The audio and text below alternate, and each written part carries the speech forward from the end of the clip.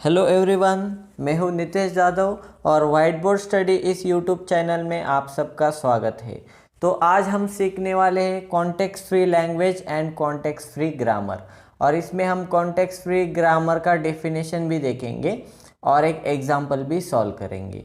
तो देखते हैं। In formal language theory, a context free language is a language generated by context free grammar. Okay, so इस context free grammar की मदद से हम कॉन्टेक्स्ट फ्री लैंग्वेज जनरेट कर सकते हैं। तो अभी देखते हैं कॉन्टेक्स्ट फ्री ग्रामर का डेफिनेशन। ये कॉन्टेक्स्ट फ्री ग्रामर को हम 4 टपल्स की मदद से रिप्रेजेंट कर सकते हैं यूजिंग 4 टपल्स। तो इस तरह से रिप्रेजेंट करते, देखिए grammar is equal to VTPS। अभी हम समझेंगे VTP और S का मीनिंग। ओके, तो देखिए V मतलब set of variables, set of variables, और इसको वेरिएबल्स बोलते हैं, नहीं तो इसको नॉन टर्मिनल सिंबल्स भी बोल सकते हैं। ओके, और ये वेरिएबल्स और नॉन टर्मिनल सिंबल्स रिप्रेजेंट करने के लिए हम अपर केस लेटर्स यूज करते हैं। ओके, अभी देखिए ये T, ये जो T है, T मतलब set of terminal symbols. Terminals means इसमें क्या होता है, लोअर केस लेटर्स और डिजिट्स भी यूज करते हैं रिप्रेजेंट करने के लिए। टर्मिनल सिंबल्स हम लोअर केस लेटर्स और डिजिट्स की मदद से रिप्रेजेंट कर सकते हैं। उसके बाद है P मतलब productions. Okay, production, set of productions या प्रोडक्शन रूल। अभी ये सेट ऑफ प्रोडक्शन कैसे होते हैं हम ये नीचे देखेंगे। उससे पहले देखिए S मतलब स्टार्ट सिंबल।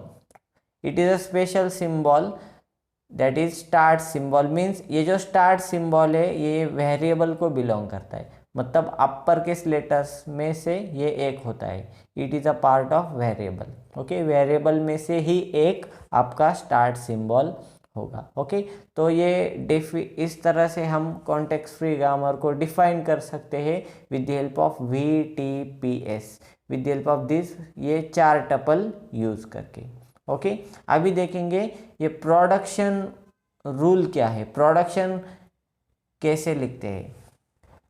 वेरिएबल्स हमें आसानी से फाइंड आउट कर सकते, टर्मिनल्स भी हम आसानी से समझ सकते हैं, लेकिन सबसे इंपॉर्टेंट पार्ट है ये जो प्रोडक्शंस। तो प्रोडक्शन देखिए, context free grammar has production of the form. Context free grammar के जो प्रोडक्शन है वो इस फॉर्म से हम लिख सकते हैं। सपोज S गिव्स अल्फा, यहाँ पे लिखा है S गिव्स अल्फा, इसको हम ऐसे भी रीड कर सकते, S derives alpha, S gives alpha, ऐसे भी रीड कर सकते हैं। ओके, अभी देखिए ये जो अल्फा है, ओके, अल्फा मतलब क्या मिलेगा आपको, यहाँ पे वैल्यू दी गई है अल्फा की।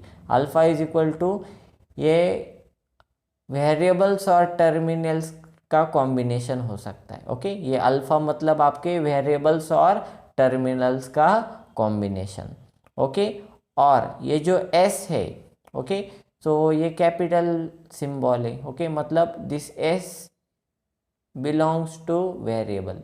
ये S जो बिलोंग करता है तो ये वेरिएबल से एक है। ओके, देखिए ये जो वेरिएबल्स है इसमें से ये S रहेगा। ओके ओके, जो इस एरो के लेफ्ट साइड में जो लिखा रहता है वो हमेशा वेरिएबल्स रहते हैं, उनको नॉन टर्मिनल्स भी हम बोलते हैं। ओके, तो ये है वेरिएबल्स। ओके, और इस साइड में वेरिएबल्स और टर्मिनल्स का कॉम्बिनेशन हम लिखते हैं। ओके, जो कि है अल्फा। ओके, तो इस तरह से हम प्रोडक्शन लिखेंगे। ये है हमारा प्रोडक्शन रूल। इस हिसाब से हम सेट ऑफ प्रोडक्शंस लिख सकते हैं।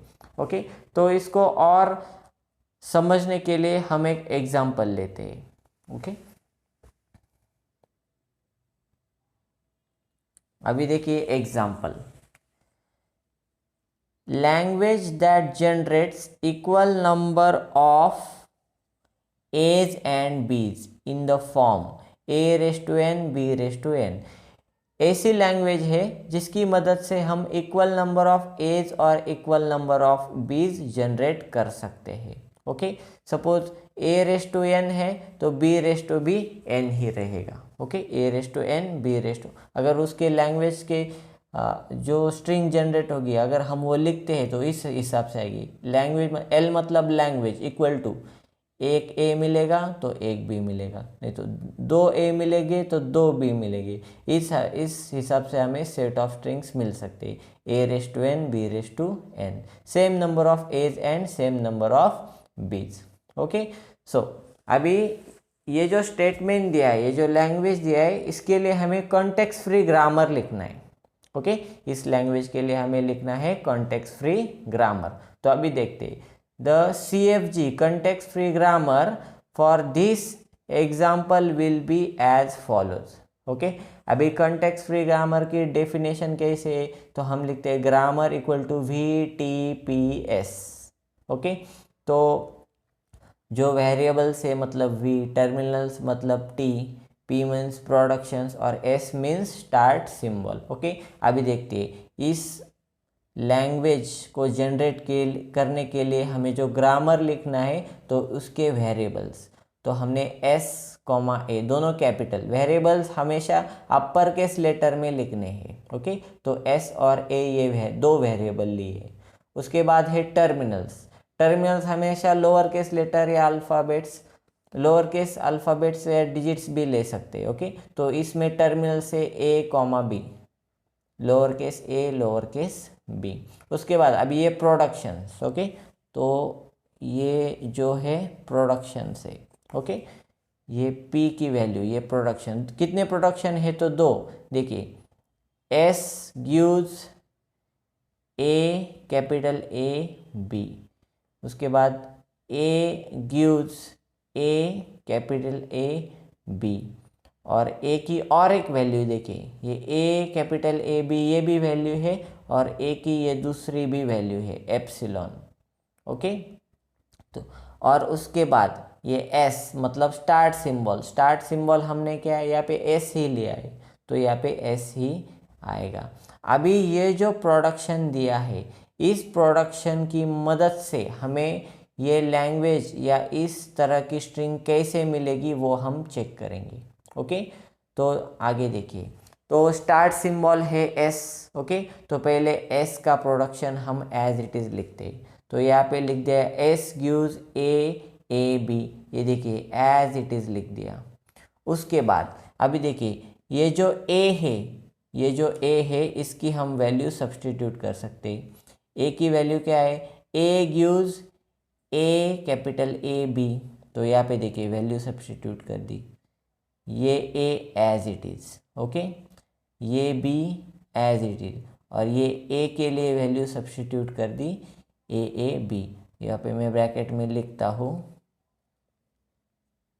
ए गिव्स ए बी, ये वैल्यू हमने सब्सटीट्यूट कर दी। ओके, उसके बाद फिर से अगला स्टेप, ये ए एज इट इज़, ये A as it is. Okay, उसके बाद ये ए के लिए फिर से हमने ये वैल्यू सब्सटीट्यूट कर दी। देखिए यहाँ पे यही ऊपर की वैल्यू है तो मैं ऐसे लिखता हूँ, यही वैल्यू सब्सटीट्यूट कर दी है। ओके, ए के लिए देखिए, ये ए के लिए ये, बाकी ये लास्ट के दो भी as it is.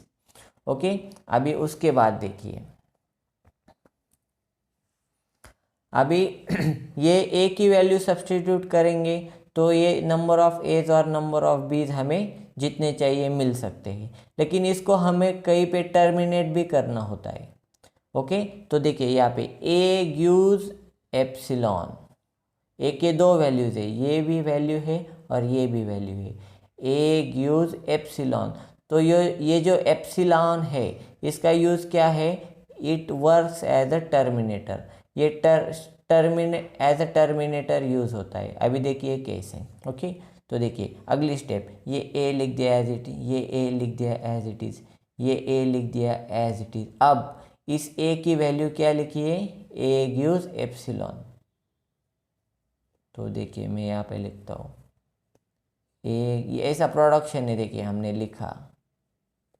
Okay, A gives epsilon, तो ए की वैल्यू एप्सिलॉन है तो यहाँ पे कुछ नहीं आएगा। उसके बाद ये बी एज इट इज़, ये बी एज इट इज़ और ये बी एज इट इज़। अभी हमें ये फाइनल स्ट्रिंग मिल गई, 3A 3B, same number of A's same number of बीज।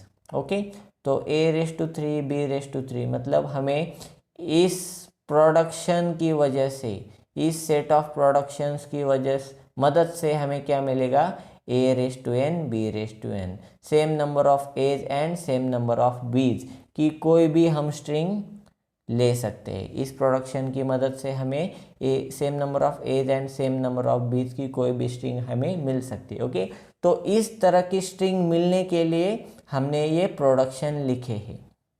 ओके, तो इस तरह से आप कोई भी लैंग्वेज दिया हो तो उस लैंग्वेज से जो भी स्ट्रिंग मिलेगी, वो स्ट्रिंग मिलने के लिए आप इस तरह से अलग अलग प्रोडक्शंस लिख सकते हैं।